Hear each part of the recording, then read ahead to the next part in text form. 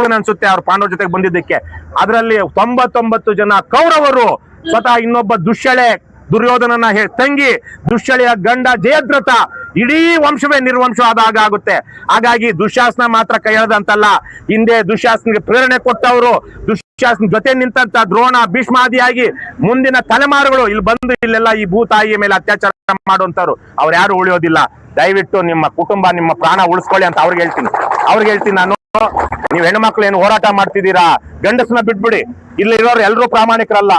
ಇಲ್ಲಿರೋರು ಬೇಕಾದ್ರೆ ಒಂದಷ್ಟು ಜನ ಇವತ್ತು ನಾಳೆ ಅಲ್ಲಿ ಹೋಗಿ ಅಲ್ಲೇನೋ ಕೊಟ್ಟರು ಹೋಗುವಂತವ್ರು, ಎಲ್ಲೂ ಒಳ್ಳೆಯವ್ರನ್ನ ನಾನು ಭಾವಿಸ್ತೀನಿ. ಆದ್ರೆ ನಮ್ಮಲ್ಲೂ ಒಂದಷ್ಟು ಜನ ಇವತ್ತು ಇಲ್ಲಿ ನಾಟಕ ಆಡ್ಕೊಂಡು ಅಲ್ಲಿ ನಾಟಕ ಆಡೋರು ಇರಲ್ವೇನಪ್ಪ? ಊರಲ್ಲಿ ಎಂತ ತರ ಜನನೂ ಇದ್ದಾರೆ. ಇವತ್ತು ಬೇಕಾದ್ರೆ ಅಲ್ಲ ಆ ಮನೇಲಿ ಮನೇಲಿ ಮೀಟಿಂಗ್ ಆಗ್ತಾ ಇದೆಯಂತೆ, ಅಲ್ಲೊಂದು 4 ಜನ ಬಂದು ಇಲ್ಲ ಹೇಳ್ತಾರೆ.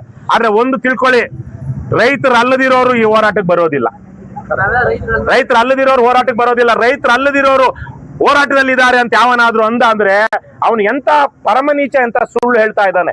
ರೈತರು ಅಲ್ಲದಿರೋರಿಗೆ ಏನ್ ಲಾಭ ಇದೆ? ಇಲ್ಲಿ ರೈತರು ಅಲ್ಲದಿರೋರಿಗೆ ಈ ಹೋರಾಟಕ್ಕೆ ಬಂದು ಏನ್ ಲಾಭ ಇದೆ? ಏನಾದ್ರು ಇದೆಯಾ ನಾಗರಾಜ್? ಏನೇನು ಲಾಭ ಇಲ್ಲ. ರೈತರು ಅಲ್ಲದಿರೋರು ಯಾರು ಈ ಹೋರಾಟಕ್ಕೆ ಬರೋದಿಲ್ಲ.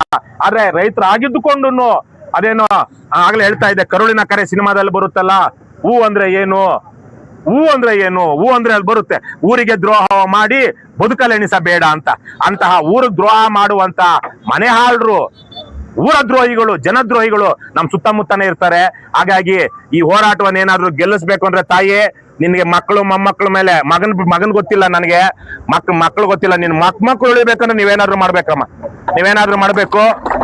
ಇಷ್ಟು ಹೇಳಿ ನಾನು ನನ್ನ ಮಾತು ಮುಗಿಸ್ತೀನಿ. Thank you.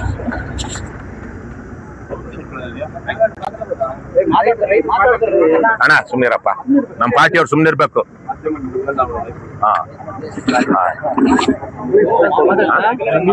ಈಗ ಬೇಡ, ಆಮೇಲೆ ಬೇಕಾದ್ರೆ ನೋಡಿ.